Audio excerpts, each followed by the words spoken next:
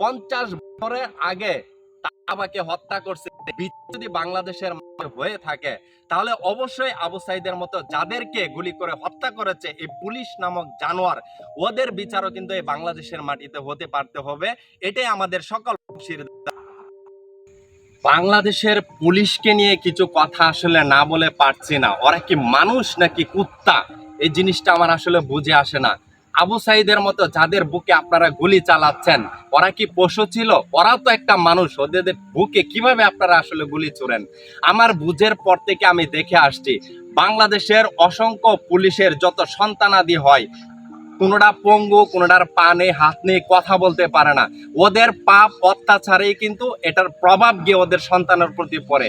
So এই বাংলাদেশের পুলিশকে নিয়ে আমার একজন শ্রদ্ধাভাজন বড় ভাই মালয়েশিয়ান, উনি ইন্টারন্যাশনাল একজন শেফ, উনি আসলে কি বলে এই জিনিসটাই কিন্তু আজকে আসলে আমরা শুনবো। জি ভাই, আসলে আমি জানতে চাচ্ছিলাম যে বাংলাদেশে এই নিপীড়ন ভাবে যেভাবে ছাত্রছাত্রীর উপর গুলি চালাচ্ছে বাংলাদেশের পুলিশ, এই বিষয়ে যদি আপনি কিছু বলতেন। এই বিষয়ে কি বলবো, খুবই দুঃখজনক একটা বিষয়। আমি পুলিশের কাছে একটা প্রশ্ন করতে চাই, আপনারা যাদেরকে গুলি করছেন ওরা কারা? ওরা স্বাধীন দেশের স্বাধীন নাগরিক। আপনারা কিভাবে ওদের বুকের ভিতরে আপনারা গুলি চালান? ওরা স্টুডেন্ট। আপনারা, আমি একটা কথা বলবো পুলিশ ভাইদেরকে, চোরের 10 দিন গৃহস্থের 1 দিন, ওরকম দিন যেন না দেখতে হয়। আমি ভালোভাবে বলছি, আপনারা একটু বিবেচনা করে দেখবেন। আপনি যাদের বুকে গুলি চালাচ্ছেন ওরা ছাত্র, আপনার ছেলে সন্তান কিন্তু একজন ছাত্রছাত্রী। তো ওই জিনিসটা মাথায় চিন্তা করে আপনি ওদের বুকে গুলি চালাবেন। আর আপনি কিভাবে, আমি যখনই ফেসবুকে ঢুকি, পুলিশ কিভাবে ছাত্রদের উপর গুলি চালাচ্ছে, পুলিশ কিভাবে নিরীহ মানুষদের মেরে ফেলতেছে, ওরা একটু সাহস কোথায় পায়? জিজ্ঞেস করলে বলে আমাদের কিছু করার নেই, সরকার থেকে। সরকার কেন এরকম বলবে যে ওদেরকে মেরে ফেলো? সরকার কে? সরকার কি হয় এদের? সরকার আমাদের গার্জিয়ান, উনি আমাদেরকে মারার অনুমতি কখনোই দিতে পারে না। যদি দিয়ে থাকে এমন সরকার আমি চাই না। এমন সরকার আমি পদত্যাগ চাচ্ছি। যাক, আলহামদুলিল্লাহ, তাহলে আপনার কথার ভাষায় এইটাই ফুটে উঠলো, সরকার যদি ছাত্রীদের উপর গুলি চালানোর কোনো নীতি দিয়ে থাকে তাহলে সরকার আমরা বাংলাদেশ চাই না। রাইট?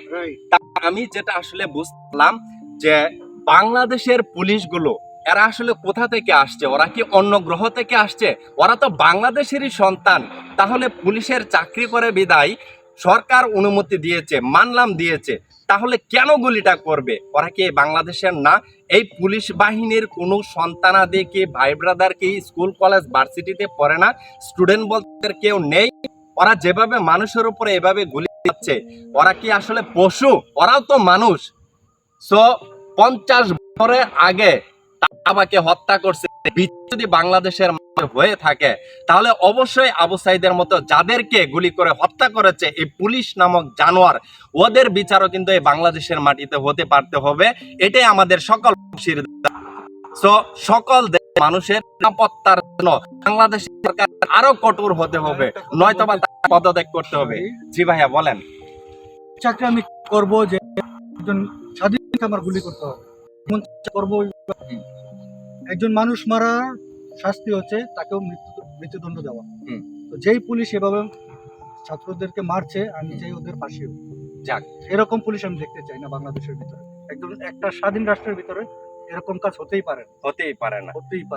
সো এই প্রবাসের মাটি থেকেও অসংখ্য মানুষ কিন্তু তীব্র নিন্দা জানাচ্ছে বাংলাদেশের পুলিশের প্রতি, যে বাংলাদেশের পুলিশ আসলে এতটা জঘন্যতম কেন করছে।